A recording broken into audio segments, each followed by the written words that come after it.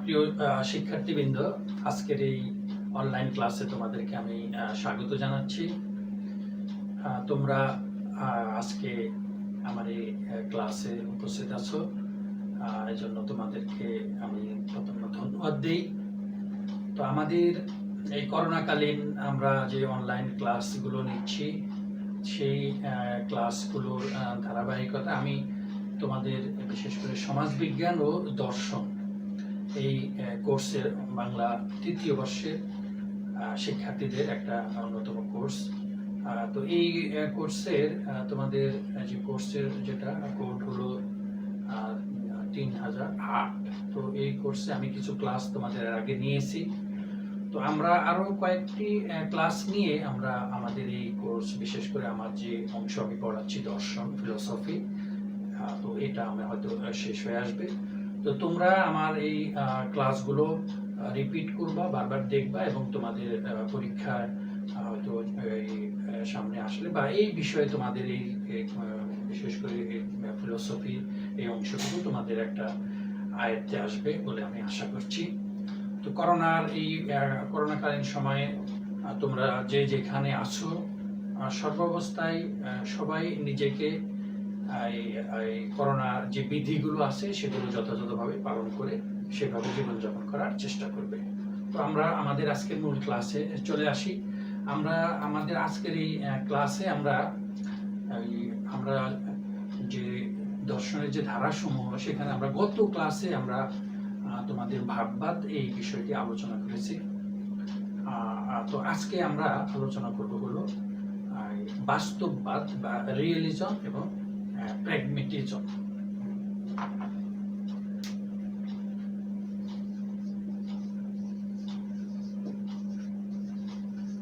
Realism এটাকে আমরা বলি বাস্তববাদ বা বস্তুবাদ। বাস্তববাদ বা বস্তুবাদ।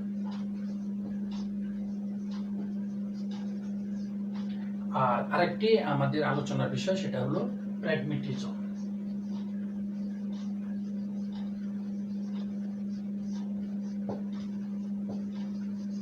প্র্যাগমেটিজম বা এটাকে বলা হয় হলো প্রয়োজনবাদ।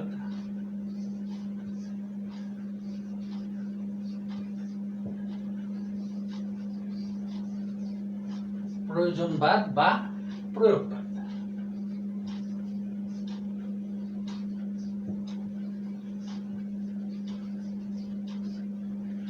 তো আমরা এই দুটি বিষয়ে আমরা আজকে আলোচনা করব। তো প্রথমে আমরা তোমাদের এই বাস্তববাদ কি, সেই বিষয়টা আমি একটু আলোচনা করছি।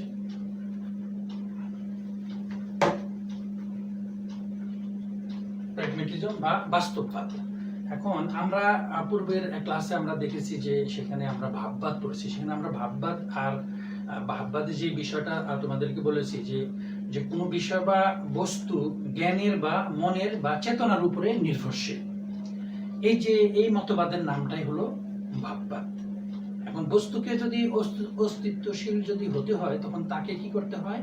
ভাববাদ অনুযায়ী সেটাকে মনের উপরে সেই বস্তু নির্ভরশীল হতেই হবে এবং মনের বাইরের অথবা বাহ্য বস্তুর মন নিরপেক্ষ কোনো সত্তা বা কোনো অস্তিত্ব নেই। এবং বস্তুকে তাহলে অস্তিত্বশীল হওয়ার জন্য কি করতে হবে? সেটা মনের উপরে সেই বস্তুটা নির্ভরশীল হতে হবে, অর্থাৎ মনের বাইরে বস্তুর কোনো অস্তিত্ব ভাববাদ স্বীকার করে না। আর বাস্তববাদ যেটা বা রিয়েলিজমে কি কথা বলে? রিয়েলিজম হলো বাস্তববাদের একদম বিপরীত একটা মতবাদ, যেখানে বলে হলো যে জ্ঞানের জন্য প্রয়োজন হলো জ্ঞাতা আর জ্ঞেয় বস্তু। এখন জ্ঞেয় বস্তু জ্ঞাতার কি মনের উপরে নির্ভরশীল নয়, যেটা ভাববাদ বলছে মনের উপরে নির্ভরশীল, আর বাস্তববাদ বলছে যে এটা মনের উপরে নির্ভরশীল নয়, বস্তুর মন নিরপেক্ষ সত্তা নিয়েই বিরাজমান। এবং এদেরকে যারা এই মতবাদী বিশ্বাসী তাদেরকে বাস্তববাদী বলা হয় এবং এই মতবাদের নামটাই হলো বাস্তববাদ বা বস্তুবাদ। এখন এই বাস্তববাদ অনুসারে আমরা কি বলছি? যে জ্ঞানের বিষয়বস্তু কোনো মতেই জ্ঞাতার মনের দ্বারা নির্ণীত হয় না। জ্ঞেয় বস্তুর তোমার হলো এই যে জ্ঞাতার মন নিরপেক্ষ একটা সত্তা আছে, অর্থাৎ মনের বাইরেও বস্তুর একটা সত্তা আছে। এখন ধরো কোনো লোককে আমি এর আগে কখনো দেখি নাই, আমার সামনে নতুন একজন লোক আসলো। এখন আমি কি বলতে পারি না যে এই লোকটিকে দেখলাম বলেই লোকটি আমার কাছে আমার আসছে, অর্থাৎ আমি এখন দেখছি এই লোকটি, এই জন্যই এই লোকটি আছে। তাহলে এই লোকটাকে আমি যখন দেখি নাই তখন কি এই লোক কি ছিল না? এখন তফাৎ হলো কি যে এই লোকটিকে আগে আমি জানতাম না, এখন আমি জানলাম। কাজে লোকটির এই লোকটির অস্তিত্ব আমাদের জানার উপরে নির্ভরশীল আসলে না। এই যে লোকটি, এই এমনকি কোনো বস্তু আছে, এমন অনেক বস্তু আছে যার অস্তিত্ব আসলে এই সকল মানুষের অজ্ঞাত ছিল। অর্থাৎ আমাদের এই মনের বাইরে অনেক অনেক বিষয় আছে যেগুলোকে আমরা হয়তো প্রত্যক্ষ করি না। আমি তোমাদের গত ক্লাসে বলছি যে এই মুহূর্তে আফ্রিকার কোন এক জঙ্গলে একটা গাছের পাতা ঝরে পড়লো, এখন আমি দেখি না বলে কি তার কোনো অস্তিত্ব নাই? এই বাস্তববাদ বলে যে না, তারও অস্তিত্ব আছে। যেমন আমরা জানি যে আমেরিকা যখন আবিষ্কার করা হয় নাই, তার আগে এই আমেরিকাকে কে আবিষ্কার করছে? কলম্বাস আবিষ্কার করছে, আমরা জানি। তো এই কলম্বাস আমেরিকা আবিষ্কার করার আগে কি আমেরিকা ছিল না? ছিল।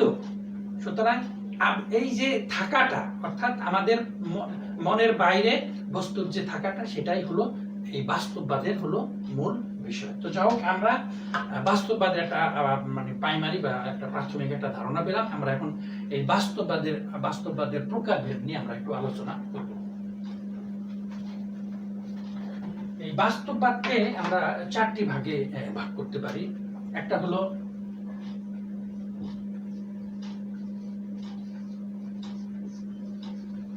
পপুলার, অথবা এটাকে আমরা বলি হলো নেটিভ রিয়েলিজম।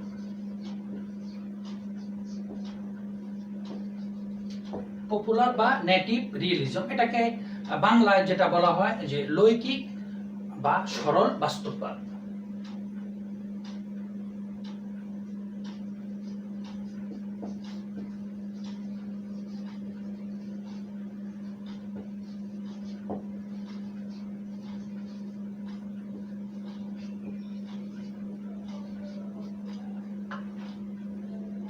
লৈকিক বা সরল বাস্তববাদ। 2 নম্বর হলো আমাদের, এটা হলো কি আমরা বলি হলো সায়েন্টিফিক রিয়েলিজম।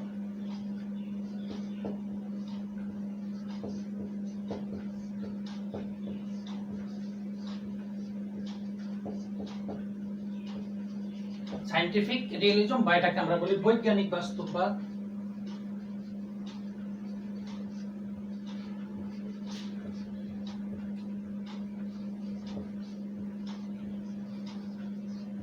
এটাকে প্রতীকবাদও বলা হয়।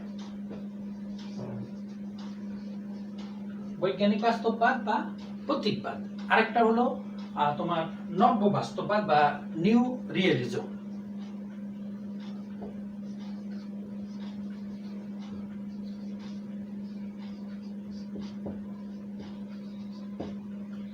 এটা হলো নব্য বাস্তববাদ। নব্য বাস্তববাদ। আর একটা হলো ওটাকে আমরা বলছি নব্য বাস্তববাদ। আর একটা হলো তোমার হলো বিচারমূলক বাস্তববাদ, বা এটাকে আমরা বলি হলো ক্রিটিক্যাল রিয়েলিজম।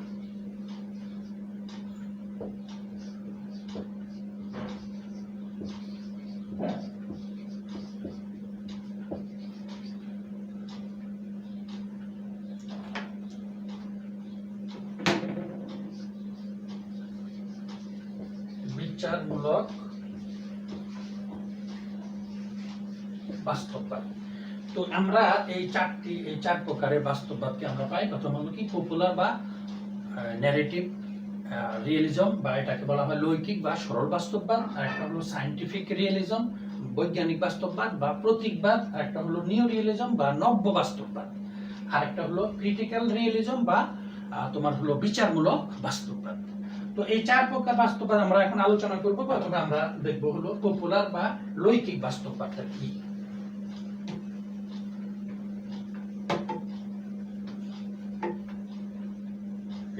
লৈকিক বা সরল বাস্তববাদ, যেটাকে আমি বলছি সরল বাস্তববাদ, এই বিষয়টা কি। তো এই লৈকিক বা যে সরল বাস্তববাদ, এই মতবাদ অনুসারে তোমার হলো কোনো কিছুর জ্ঞান হতে হলে তাকে বস্তুর প্রয়োজন। তার মানে বস্তুটা থাকতেই হবে জ্ঞানের জন্য। এই লৈকিক বা সরল বাস্তববাদের অন্যতম বিষয় হলো বস্তু থাকতে হবে। কাজে আমাদের কাছে একটা বিষয় স্পষ্ট যে বস্তু আছে, কারণ আমরা বস্তু আছে দেখেই তো আমরা জ্ঞান পাই। এটা হলো সরল বাস্তববাদীদের বিষয়টা, কারণ প্রত্যেকটি বস্তুর একটা স্বতন্ত্র অস্তিত্ব আছে। যেমন ডাস্টারের তার একটা স্বতন্ত্র অস্তিত্ব আছে, আমার কাছে মার্কার আছে এটার একটা স্বতন্ত্র অস্তিত্ব, একটা বোর্ড আছে এটার একটা স্বতন্ত্র, আমি নিজে এখানে এক্সিস্টেন্সিয়াল, আমার একটা অস্তিত্ব আছে।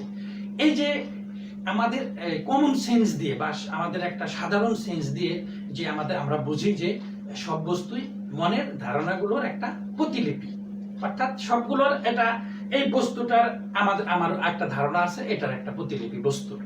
এখন বস্তু এই যে বাহ্য বস্তুর কি কি আছে, বাহ্য বস্তুর আছে রূপ, রস, গন্ধ, এটার আকার, এটার দৈর্ঘ্য, এটার প্রস্থ, এটার ঘনত্ব, এই সব কিছু হলো কি এগুলো আমরা ইন্দ্রিয় দিয়ে, আমাদের যে ইন্দ্রিয় আছে সেই ইন্দ্রিয় দিয়ে আমরা এগুলোকে কি করি সরাসরি জানতে পারি বা প্রত্যক্ষ করতে পারি। সুতরাং সরাসরি ভাবে যখন আমরা কোনো বস্তুকে বা বস্তুর স্বরূপকে আমরা জানি, অথবা আমরা সরাসরি ভাবে যা জানি সবকিছু হলো আমাদের কাছে রিয়াল, অর্থাৎ এটাই হলো ট্রুথ বা সত্য।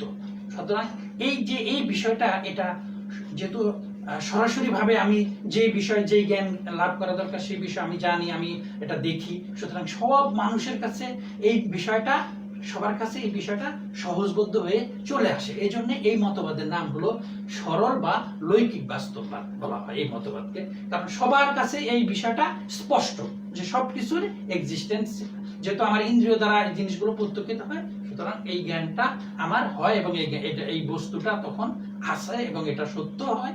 সুতরাং সেই বিষয়টা যেহেতু সব মানুষের কাছে সহজবোধ্য, এই জন্য এই মতবাদের নামটা হলো তোমার হলো সরল বাস্তববাদ বা লৈকিক বাস্তববাদ।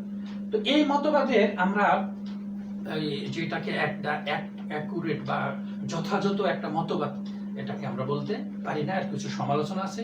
প্রথমত প্রায় আমরা অনেক সময় কি করি ভুল বা ভ্রান্ত করে ফেলি, কারণ অনেক সময় দেখা গেল এক ব্যক্তির অন্ধকারে মানে একটা মোটা একটা দড়ি পড়ে আছে রাস্তা, তার উপরে সে পা দিয়ে বলে করলো ওরে সাপ, ঠিক আছে। অথবা আমরা বিভিন্ন ভাবে আমরা এখন এই যে ব্যক্তির এখানে কি হলো ভ্রম হলো, মানে ভুল হলো, সে লাঠি দিয়ে তাকে মারলো। সকালবেলা সেই যে অন্ধকারে সকালবেলা যখন সূর্যের আলোতে সে দেখলো আসলে রাত্রে যাকে সে সাপ বলে মারলো লাঠি দিয়ে, সকালে গিয়ে দেখে আসলে সেটা একটা দড়ি।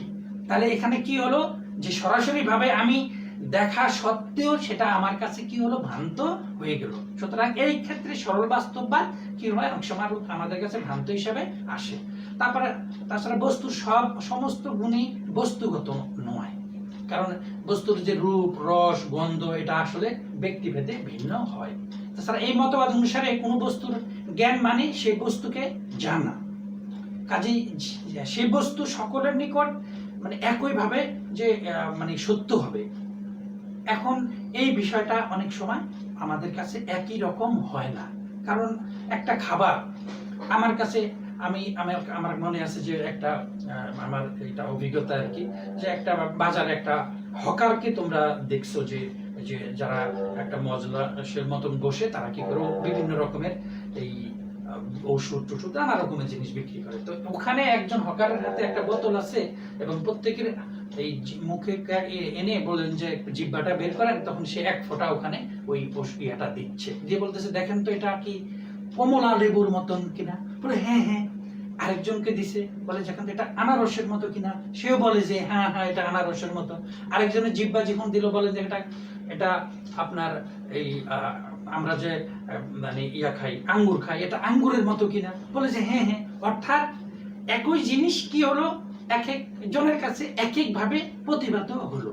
সুতরাং এই যে খাবারের এই যে স্বাদটা এটা বিভিন্নভাবে প্রতিভাত হয়। সুতরাং এই ক্ষেত্রে আমরা বলতে পারি না যে কোনো বস্তুর জ্ঞান মানে সেই বস্তুকে যথাযথভাবে জানা। বস্তুর জ্ঞান ব্যক্তিভেদে এটা কি হয় ভিন্ন হয়। তাছাড়া দূরত্ব অনুসারেও বস্তু কি হয় ভিন্ন হয়। আরো একটা, আমরা যখন একটা প্লেনকে দেখি আকাশে, তখন আমরা কি দেখি, আমরা সেই প্লেন যে বস্তুটা সেটাকে আমরা ছোট দেখি। আবার ওই প্লেনটা যখন আমার ল্যান্ডে আসে তখন কাছ থেকে যখন দেখি তখন দেখি বিরাট বড় একটা প্লেন আমাদের সামনে আবির্ভূত হয়েছে। এখন এই অথচ আমরা কি দেখলাম, আমাদের ইন্দ্রিয় দিয়ে তো দেখলাম। সুতরাং এই ক্ষেত্রে সরল বাস্তববাদ এই যে ইন্দ্রিয় দিয়ে যে কথাটা বলছে যে মানে এটা সবার কাছে মানে একই রকম ভাবে প্রতিভূত হয় না, এটা বিভিন্ন সময় বিভিন্ন রকমের ইয়া হয়, কারণ এটার দূরত্ব অনুযায়ী এটা অনেক সময় ছোট দেখায় আবার অনেক সময় বড় দেখায়। সুতরাং আমরা বলতে পারি যে সরল বাস্তববাদ বা লৌকিক বাস্তববাদ একদম অ্যাকুরেট একটা মতবাদ না। তো যাই হোক, আমরা সরল বাস্তববাদে পরে আমরা যে মতবাদটা আসবো, দ্বিতীয়ত যে মতবাদটা সেটা হলো বৈজ্ঞানিক বাস্তববাদ, বা এটাকে বৈজ্ঞানিক বাস্তববাদ, বা এটাকে আমরা বলছি কি সায়েন্টিফিক রিয়েলিজম।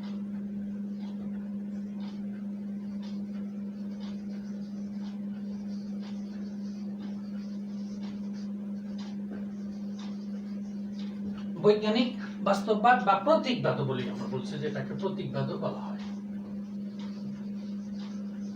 প্রতীকবাদ। তো এই সায়েন্টিফিক রিয়েলিজম এই মতবাদের অন্যতম একজন মতবাদী দার্শনিক হলেন, আমরা তাকে আমরা অনেক সময় তাকে বুদ্ধিবাদী দার্শনিক হিসেবে আমরা আনি, এটা হলো জন লক। তো এখন এই যে জন লক তিনি কি করেন, তিনি বস্তুর এই গুণগুলোকে উনি দুই ভাগে ভাগ করেন। এখন অর্থাৎ বস্তুর দুই রকমের গুণ আছে, একটা হলো কি, একটা হলো বস্তুর গুণ। প্রথমত উনি বলেন বস্তুর একটা গুণ হলো মুখ্য গুণ,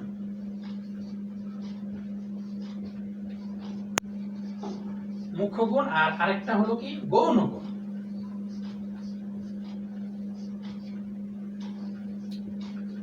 তাহলে জন লক এই বস্তুকে মুখ্য গুণ আর গৌণ গুণ এই দুই ভাগে উনি ভাগ করেন। এখন বস্তুর মুখ্য গুণগুলোকে কোনগুলো গুণ বলছেন, যে বস্তুর যে আয়তন, বস্তুর সংখ্যা, বস্তুর ঘনত্ব, এর গতি, এর বিস্তৃতি, এই সব কিছুকে বলছেন উনি বস্তুর মুখ্য গুণ। আর যেগুলো আমরা ইন্দ্রিয় দিয়ে আমরা যেগুলোকে আমরা অনুভূত হয় সেগুলো উনি বলছেন হলো বস্তুর গৌণ গুণ। যেমন বস্তুর রূপ, বস্তুর রস, এর গন্ধ, এর স্বাদ, এর স্পর্শ, এইগুলোকে উনি বলছেন হলো বস্তুর গৌণ গুণ। এখন এই বস্তুর তোমার হলো মুখ্য গুণ আর গৌণ গুণ সম্পর্কে এই জন লকের যে যুক্তি উনি বলতে চাচ্ছেন, যে উনি যে যুক্তিগুলো দিচ্ছেন সেগুলোকে বলছেন, যেমন বস্তুর রূপ, রস, গন্ধ এটা ব্যক্তিভেদে ভিন্ন।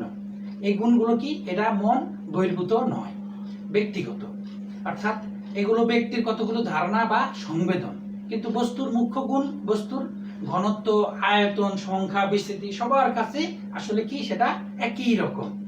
এখন উনি বলছেন যে গৌণ গুণগুলো এটা ব্যক্তিভেদে পরিবর্তন হয়, এটা ব্যক্তিভেদে এটা ভিন্ন হবে, কিন্তু গৌণ যেটা তোমার হলো গৌণ গুণ, এই গৌণ গুণগুলো এটা ভিন্ন হবে, বাট মুখ্য গুণগুলো এটার আয়তন, তারপরে এটার সংখ্যা, এটার বিস্তৃতি সবার কাছে এটা কি একই রকম ভাবে প্রতিভূত হবে, এবং এগুলো বস্তুর নির্ভর নয়। তো দ্বিতীয়ত উনি যেটা বলতে চাচ্ছেন যে আম নিজে মিষ্টি না, আমরা যে আমটা খাই সেই আমটা আসলে নিজে মিষ্টি না। এখন এটা যখন জিহ্বার সংস্পর্শে আসে এলে তখন এটা আমাদের কাছে মিষ্টি অনুভূত হয়। এটা হলো ওনার কথা হলো যে বস্তুর রূপ, রস, গন্ধ এগুলো আমাদের ইন্দ্রিয়র বাইরের কোনো বিষয় নয়। ইন্দ্রিয়কে বাদ দিলে গৌণ গুণগুলোর কোনো অস্তিত্ব কখনোই থাকবে না, কাজে এগুলো বস্তু নির্ভর নয়। আরেকটা জিনিস উনি বলতে চাচ্ছেন যে গৌণ গুণগুলো আমাদের এই যে মানসিক অবস্থার উপরে নির্ভরশীল, কিন্তু যেটা মুখ্য গুণগুলো এগুলো সর্বদাই অপরিবর্তনীয়, এগুলো মানসিক অবস্থার উপরে নির্ভরশীল না। গৌণ গুণগুলো প্রকৃত, উনি শিশি বলতে চাচ্ছেন যে গৌণ গুণ আসলে প্রকৃত কোনো গুণই নয়, মুখ্য গুণগুলোই হলো প্রকৃত গুণ। তো যাই হোক, আমরা এই বৈজ্ঞানিক বাস্তববাদ বা এই জন লকের প্রতীকবাদ এই মতবাদে কেন আমরা আসলে একটা যথাযথ মতবাদ বলতে পারি না, কারণ লকের মতবাদ অর্ধ ভাববাদ বলে আমাদের কাছে মনে হয়। কারণ উনি বলছেন যে গৌণ গুণগুলোর ব্যাপারে তিনি ভাববাদী, আবার মুখ্য গুণগুলোর ব্যাপারে তিনি আবার কি বাস্তববাদী। কারণ মুখ্য গুণগুলোকে উনি বলছেন যে এগুলো অপরিবর্তনীয় এবং এগুলো কখনোই ব্যক্তিভেদে ভিন্ন হয় না, বাট গৌণ গুণগুলো এগুলো ভিন্ন হয়, এবং উনি এক পর্যায়ে বলছেন যে গৌণ গুণগুলো আসলে কোনো গুণই নয়। সুতরাং এই হিসাবে আমরা ওনার এই মতবাদটাকে মেনে নিতে পারি না। গৌণ গুণগুলোর মতো মুখ্য গুণগুলো মন নির্ভর, কারণ আমরা তোমাদেরকে উদাহরণ দিয়ে বুঝাইছি যে মন নির্ভর যদি না হতো, তাহলে আমি যে রজ্জুকে বা যে দড়িকে আমি সাপ মনে করে আমি কি করলাম, মারলাম, অথচ এটা আমাদের কাছে কি হলো, ভ্রান্ত হলো। সুতরাং এখানে আমি সেটাকে কিন্তু আমি মুখ্য গুণ হিসেবেই আমি কিন্তু তাকে সাপ মনে করে তাকে আমি মারলাম, অথচ সেই মুখ্য গুণটাও পরে কি হয়ে গেল, ভ্রান্ত হয়ে গেল। সুতরাং এখানে বলতে চাচ্ছেন যে গণগুণগুলোর মতো মুখ্য গুণগুলো আসলে মন নির্ভর। আর একটা হলো গণগুণগুলোর বস্তু নির্ভর হওয়ার বিরুদ্ধে তিনি যে যুক্তি দিয়েছেন, সেই একই যুক্তিগুলো মুখ্য গুণগুলোর বিরুদ্ধেও দেওয়া যায়।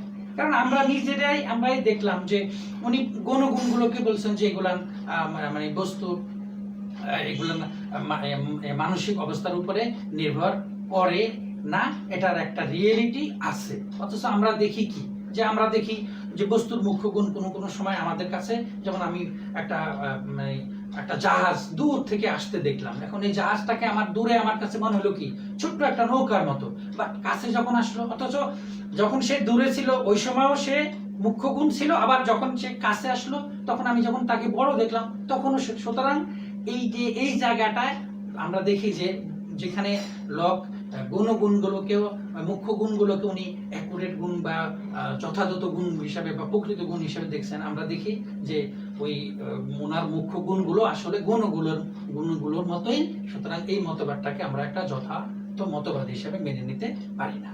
তো আমরা এরপরে আমরা যে মতবাদটা আলোচনা করব সেটা হলো নব্য বাস্তববাদ।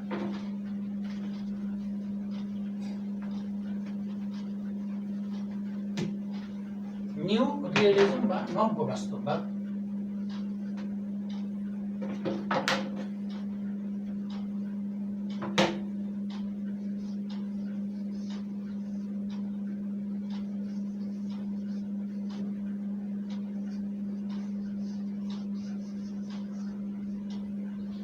নব্য বাস্তববাদ এই একদল আধুনিক কালের একদল দার্শনিক, এই প্রতীকবাদ, তারপরে হেগেলের পরোক্ষবাদ, তারপরে ভাববাদের বিরুদ্ধে বিদ্রোহ করার ফলে দর্শনের ইতিহাসে একটা মতবাদ তোমার হলো গড়ে ওঠে।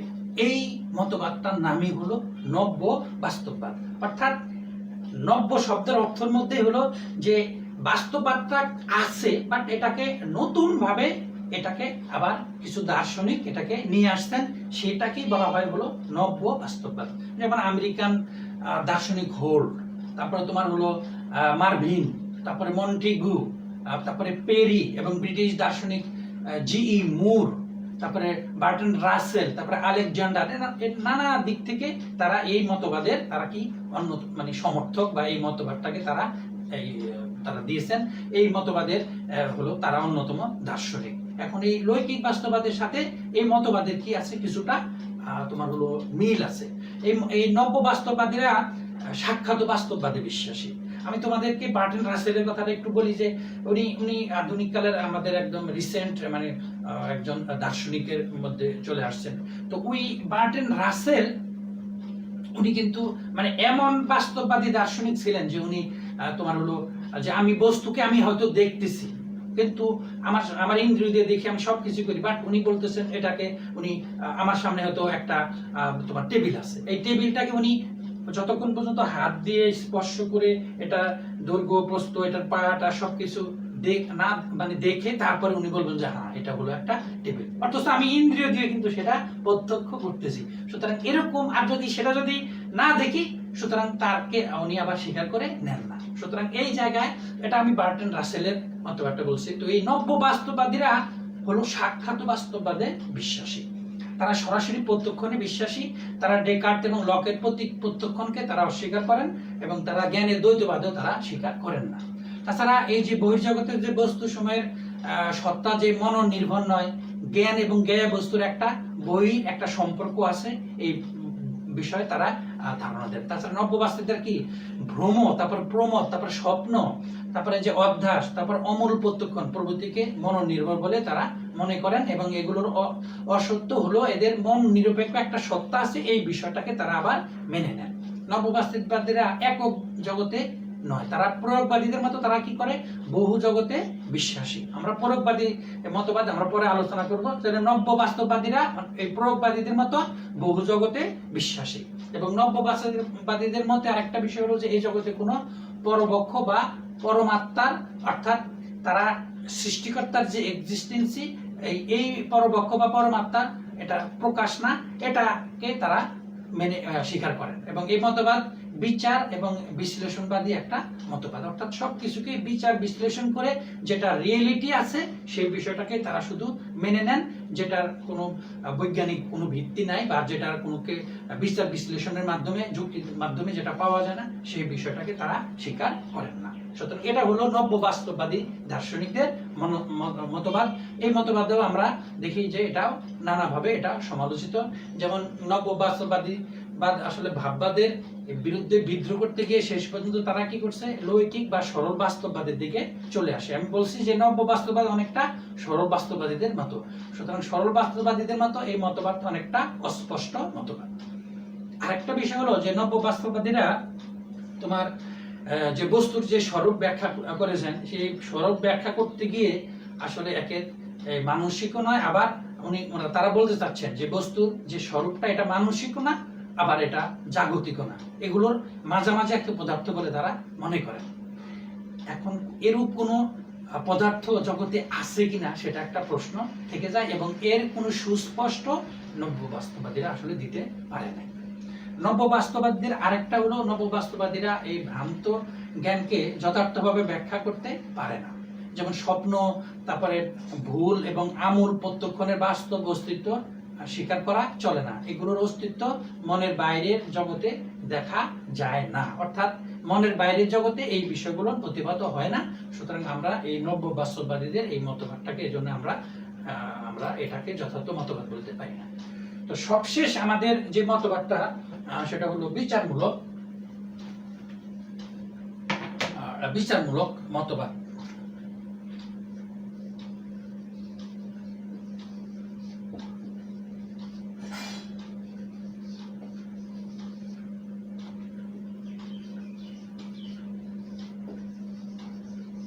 বিচারমূলক বাস্তববাদ যেটাকে আমরা বলছি যে ক্রিটিক্যাল রিয়ালিজম। তো এই বিচারমূলক বাস্তববাদ অনুসারে বস্তুকে সরাসরি জানা যায় না। তাহলে বস্তুকে কিভাবে জানা যায়? যে বিচারমূলক বাস্তববাদ অনুসারে বিচারমূলকবাদ অনুসারে এই কথাটা হলো যে তাদের মতে বস্তুকে আমরা সরাসরি জানি না, কোনো কিছুর মাধ্যমে জানি। ঠিক আছে, তাহলে বস্তুকে জানার জন্য একটা মাধ্যম প্রয়োজন, এবং বস্তু আমাদের প্রত্যক্ষণের বিষয় না হয়েও তা জ্ঞান হতে পারে। অর্থাৎ যে বস্তুকে আমি দেখি না, যেমন আকাশে বা এই মহাবিশ্বে লক্ষ লক্ষ নক্ষত্র অনেকগুলো আছে, যে কোনো নক্ষত্রের আলো এখনো পর্যন্ত, যেমন আলোর গতির বেগটাও তোমরা জানো যে মানে এটা কত দ্রুত আলো ইয়াটা আসে, অথচ সেই আলোর পৃথিবীতে মহাজগতে এমন কিছু নক্ষত্র আছে যেটার আলো এখনো পৃথিবীতে এসে পৌঁছেই নাই। সুতরাং এই যে নক্ষত্রটা আলো পৃথিবীতে এসে পৌঁছে নাই, সুতরাং এটা যেহেতু আমাদের ইন্দ্রিয় প্রত্যক্ষণের বাইরে, এই বিচারমূলক বাস্তববাদীরা বলতে চাচ্ছেন যে প্রত্যক্ষণের বাইরে হলেও এই বিষয়ে যে এটার যে এক্সিস্টেন্স আছে সেই বিষয়টাকে তারা স্বীকার করেন। সুতরাং একই বস্তুর বিভিন্ন প্রত্যক্ষণ বিভিন্নভাবে এক এক বস্তু প্রত্যক্ষিত হতে পারে। যেমন পাত্রের পানি একই ব্যক্তির কাছে দু রকমের উষ্ণতা অনুভব হতে পারে। আমরা একটা পাত্রে, গরম পানির পাত্রে আমি হাত দিলাম, এখন আমার কাছে এটা গরম লাগতে পারে, কিন্তু যে লোক কিছুক্ষণ আগে গরম পানির বা কুসুম কুসুম পানির মধ্যে তার হাতটা রেখে আবার গরম পানির মধ্যে দিল, তার কাছে কিন্তু সেভাবে অনুভূত সেটা হবে না। সুতরাং এভাবে বিচারমূলক বাস্তববাদীরা নব্য বাস্তববাদীদের মতকে কি করে, তারা অস্বীকার করার সাথে সাথে তারা ভাববাদীদের মতবাদকে তারা গ্রহণ করে নাই। তাদের মতে প্রত্যক্ষণের বিষয় মন বহির্ভূত নয় এবং তার নিছক মনের ধারণাও নয়। এটা হলো বাহ্য বস্তু থেকে পাওয়া এক প্রকার প্রভাব। ওনারা যে এটার নাম দিয়েছে প্রভাব, আর এর নাম তারা দেন এই স্বভাব মিশ্রিত বা আন্তর সত্তা। এই বিচারমূলক বাস্তববাদীরা যে প্রভাবের যে কথাটা বলছেন তার নাম দিয়েছেন স্বভাব মিশ্রিত বা আন্তর সত্তা। এই জড়ও নয়, আবার এটাকে ওনারা মানে আমরা যেটাকে বলি যেটা একদিকে জড়ও না, আবার এটা চেতনও না। তাহলে জড় আর চেতন এই দুটো বিষয়ের মাঝামাঝি, এগুলোকে ওনারা বলতে চাচ্ছি এগুলো বুদ্ধিকার্য একটা পদার্থ বিশেষ। এখন বিচারমূলক বাস্তববাদ আসলে প্রতীকবাদের আরেকটা হলো সংস্করণ। তারা বলেন কোনো কিছুকে চোখ দিয়ে দেখলে আমরা যেমন বলি সরাসরি দেখা, চোখকে তখন আমরা প্রতীক বলি না। তেমনি ভাবে অন্তঃসত্ত্বার মাধ্যমে কেউ সরাসরি দেখা, এটাকে বলা হয় অন্তঃসত্ত্বা, তখন প্রতীক হয় না। সুতরাং এটা হলো এই বিচারমূলক বাস্তববাদীদের মূল আলোচনার বিষয়। এখন এই মতবাদকে আমরা দেখি যে বিচারমূলক, এটা নানা সমালোচনার মধ্যে চলে আসে যে বিচারমূলক বাস্তববাদীদের মধ্যে আমরা সরাসরি কি জানি, সরাসরি আন্তঃসত্ত্বাকে জানি এবং তা থেকে বস্তুকে কল্পনা করতে পারি। কিন্তু আমরা জানি যে কল্পনা স্বয়ং সম্পূর্ণ কোনো বিষয় না, কাজে বস্তুর অস্তিত্ব স্বয়ং সম্পূর্ণ হইতে পারে না। আরেকটা বিষয় যে চক্ষু ব্যক্তির অঙ্গ, কিন্তু আন্তঃসত্ত্বা ব্যক্তির অঙ্গ নয়। অর্থাৎ চোখ এটা আমাদের বডির একটা অংশ, কিন্তু আমরা আমাদের যে অন্তঃসত্ত্বার যে বিষয়টা, এটাকে কিন্তু আমরা এটাকে আমি কি এটাকে দেখতে পাই না। সুতরাং এটা প্রতীক মাত্র, এটা একটা প্রতীক। কাজে আন্তঃসত্ত্বা প্রতীকবাদের একটা সংস্করণ মাত্র। নব্যবাদীরা নিজেদের অগোচরে আসলে ভাববাদের সমর্থক হয়ে দাঁড়ান, কেননা তারা মনের প্রত্যক্ষণ ক্ষমতাকে তারা কি করছে, তারা স্বীকার করে নিছেন। কারণ তারা যে বলছেন যেহেতু অন্তঃসত্ত্বার এই বিষয়টা তারা মেনে নিছেন, সুতরাং আমরা এই জন্য বলতে পারি তারা মনের প্রত্যক্ষণকে ক্ষমতাকে তারা স্বীকার করেন, এই জন্য এরা অনেকটা ভাববাদেরও তারা সমর্থক। তো যাই হোক, আমরা এই চারটি মতবাদ আমরা এতক্ষণ আলোচনা করলাম। আমাদের আরেকটি এই মতবাদ আমাদের আছে, সেটা হলো আমরা বলছি যে সেটা হলো এই প্র্যাগম্যাটিজম, বা এটাকে আমরা বলছি প্রয়োগবাদ বা প্রয়োজনবাদ।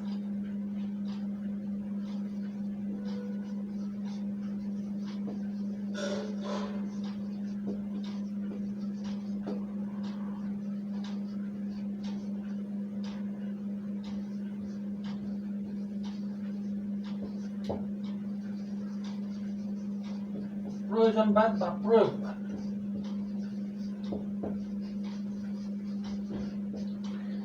তো এই প্রয়োজনবাদ বা প্রয়োগবাদ এটা বুদ্ধিবাদ, এই যে মতবাদ, সেই মতবাদের সমালোচনার উপর ভিত্তি করে আসলে এই মতবাদটা গড়ে উঠছে, কি এই প্র্যাগম্যাটিজম বা প্রয়োজনবাদ বা প্রতীকবাদ। এই মতবাদ অনুসারে তোমার হলো বিশ্বজগৎ যদি পরমাত্মার একটা বাহ্য প্রকাশ হয় এবং পরমাত্মা দ্বারা নিয়ন্ত্রিত হয়, তবে জগতে স্বাধীনতা, বৈচিত্র্য এবং নতুন সৃষ্টির কোনো অবকাশ থাকবে না। এই জগৎ কোনো ঈশ্বরের প্রকাশ নয় বা ঈশ্বরের সৃষ্ট নয়, এবং এটা হলো কি এই ব্যক্তি মন এবং ঈশ্বর নিরপেক্ষ বিশ্ব প্রকৃতির একটা স্বাধীন সত্তা, এবং এই হিসাবে এর অস্তিত্ব আছে জগতের। সুতরাং এই জগৎ বস্তুর কি যোগফল। এই জগৎ হলো বিচিত্র, এই জগৎ কি আছে, এই জগতে আছে স্বাধীনতা, এই জগতে আছে হলো বৈচিত্র্য। সুতরাং এখানে নতুন সৃষ্টির এবং ক্রমোন্নতির প্রচুর সম্ভাবনা আছে। এখানে বুদ্ধির চেয়ে কি হয়, প্রয়োগ বা উপযোগিতার এই মাপকাঠিতে সত্যতা নিরূপণ করতে হবে। সুতরাং এই বিষয়টাই হলো এই তোমার হলো এই প্র্যাগম্যাটিজম বা এই প্রয়োগবাদের আলোচনার অন্যতম বিষয়। তো প্রয়োগবাদী মতবাদটা আলোচনা করতে গেলে আমরা দেখি যে প্রয়োগবাদী কিছু দার্শনিকদের নাম চলে আসে, যেমন উইলিয়াম জেমস, তারপরে সিলার, তারপরে জন ডিউ প্রমুখ এই প্রয়োগবাদী দার্শনিক যে মতবাদ, এই মতবাদের অন্যতম তারা ব্যাখ্যাকারী। সুতরাং আমরা উইলিয়াম জেমস এই বিষয়টাকে উনি যেভাবে দেখছেন, উনি বলতে চাচ্ছেন যে যেমন জেমসের মতে যে যেমন এই যে মৌলিক অভিজ্ঞতাবাদী, উনি একজন বিশ্বাসী, একজন মতবাদী দার্শনিক। তো ওনার উৎস হলো, জ্ঞানের উৎস হলো বিশুদ্ধ অভিজ্ঞতা। কারণ অভিজ্ঞতা কেবল সংবেদন এবং মুদ্রণকেই দেয় না, কি দেয়, এদের যোগসূত্র দেয়। এটা বিচ্ছিন্ন বা তোমার ভাঙ্গা মুদ্রণ দেয় না। এই বিশ্ব প্রকৃতি হলো ওনার মতে যে বিশুদ্ধ একটা অভিজ্ঞতা। মন এবং জড়ের যে দ্বৈতবাদী, তিনি এই বিষয়টাকে তিনি অস্বীকার করেন, এবং বিশুদ্ধ অভিজ্ঞতা নিরপেক্ষ পদার্থ বিভিন্ন অবস্থায় ব্যক্তি এবং সেটা বস্তুও হয়। এটা আমাদেরকে নিরপেক্ষ এবং সত্তাবাদের কথা মনে করিয়ে দেয়। এই কিন্তু জেমসের যে বিশুদ্ধ অভিজ্ঞতাবাদ, এটা বার্কলির আত্মগত ভাববাদের বিষয় না। দ্বিতীয়ত যে বিষয়টা উনি আসে, এই প্র্যাগমেটিজম বা এই প্রয়োগবাদে যে বিশ্ব প্রকৃতি সত্য, অর্থাৎ আমরা যে বিশ্বটা আমাদের সামনে যেটা আমাদের আছে এটার এক্সিস্টেন্সই আছে, এবং কিন্তু এই জগৎ পূর্বে কোনো তৈরি কোনো বিষয় না। এই জগৎ সম্পূর্ণতা বা পূর্ণতা অর্থাৎ কোনো একটা নির্দিষ্ট সময়ে এই জগৎ সৃষ্টি হয় নাই, এবং এটা মানে পূর্ব থেকে তৈরি নয়, এবং এই জগৎটা কি করছে এখনো এটা মানে ক্রমবর্ধমান, অর্থাৎ চলমান রয়েছে, এবং এখনো এই জগতের পূর্ণতা লাভ করে নাই। একে মানব কল্যাণের বা মানব উপযোগিতার ভিত্তিতে পুনরায় সৃষ্টি করে নিতে হবে, অর্থাৎ মানুষই এই জগৎটাকে এটা তাদের প্রয়োজন অনুযায়ী তাকে কি করতে হয় সৃষ্টি করে নেয়, এবং অকল্যাণ যেগুলো আছে সেগুলাকে বিতরিত করে এটা কি করে পূর্ণতা এবং পূর্ণ মানে যে একটা সামঞ্জস্য বিধানের চেষ্টা করে। এবং জগতে তারা মনে করে যে জগতে কিছু বিশৃঙ্খলা আছে, জগতে অধর্ম আছে, জগতে পাপ আছে, অকল্যাণ আছে, এগুলোকে জয় করতে হবে। এবং এর শেষে তারা বলতে চাচ্ছেন যে এগুলো পরাজিত করলে মঙ্গল তখনই আসবে, এবং জগতে অধর্ম এবং অকল্যাণ না থাকে, যদি জগতে মন্দ না থাকে, তবে ধর্ম, তারপর কল্যাণ, তারপর ভালো ইত্যাদি বা যে এগুলোর যে একটা দাম, এই বিষয়টা তখন মূল্যায়িত হয়। সুতরাং মানুষের স্বাধীন কাজের দ্বারা অকল্যাণকে তখন কি করতে হয় তাড়িয়ে দিতে হয়। সুতরাং এই প্র্যাগমেটিজমের মতবাদের অন্যতম আরেকটা বিষয় হলো যে পৃথিবী বহু বস্তুর সমষ্টি, অর্থাৎ অসংখ্য বস্তু দিয়ে এই পৃথিবীটা সৃষ্টি হয়েছে, এবং বস্তুগুলো একে অন্যের সাথে বহির সম্পর্কযুক্ত, এবং এদের ভিতরে কোনো আন্ত সম্পর্ক নাই, এরা ঐক্যবদ্ধ নয়। জেমস এই জগৎটাকে উনি বিশ্বাস করেন, এবং তিনি বহু জগতেও তিনি অর্থাৎ জেমস এক জগতেও বিশ্বাস করেন, আবার তিনি বহু জগতে এক জগতে তিনি বিশ্বাস করেন না। উইলিয়াম জেমস এক জগতে বিশ্বাস করেন না, ওনার মতে হলো জগৎ হলো বহু। তাছাড়া উইলিয়াম জেমসের আরেকটা বিষয় হলো যে এই পৃথিবীটা হলো একটা বেগবান, ঠিক আছে, এটা সব সময় পরিবর্তনশীল, এবং ক্রমোন্নতি এর হলো অন্যতম একটা বৈশিষ্ট্য, এবং ক্রমবিবর্তন এর একটা বিশেষত্ব। সুতরাং এর ভিতরে কি আছে অভিন্নত্ব আছে, এখানে কাল সত্য এবং ক্রম বিবর্তনও হলো সত্য। আরেকটা বিষয় হলো যে এই যে মানবাত্মা সমূহ মুক্ত এবং স্বাধীন, এই তোমার এই প্র্যাগমেটিজমের আরেকটা অন্যতম বিষয় হলো যে মানবাত্মা মুক্ত এবং স্বাধীন, এবং এদের নতুন মূল্য সৃষ্টি এবং মহান উদ্দেশ্য সাধনের ক্ষমতা আছে, অর্থাৎ মানুষ আত্মার এই একটা বিশাল একটা ক্ষমতা আছে, নতুন মহান উদ্দেশ্য সাধনের ক্ষমতা। আর একটা হলো এরা পরমাত্মার হাতের, অর্থাৎ সৃষ্টিকর্তার বা পরমাত্মার হাতের ক্রিয়ানক তারা নয়, এবং তারা বলতে চাচ্ছেন যে সৃষ্টিকর্তা এরা পরম সত্তাও নয়। বিশ্ব প্রকৃতিতে তিনি হলেন আদর্শ প্রবণতা স্বরূপ, সৃষ্টিকর্তার এক্সিস্টেন্সিকে তারা মেনে নিয়ে বলছেন যে উনি হলেন কি বিশ্ব প্রকৃতি, তিনি হলেন একটা আদর্শ প্রবণতা, তিনি স্বাধীন কিন্তু সসীম।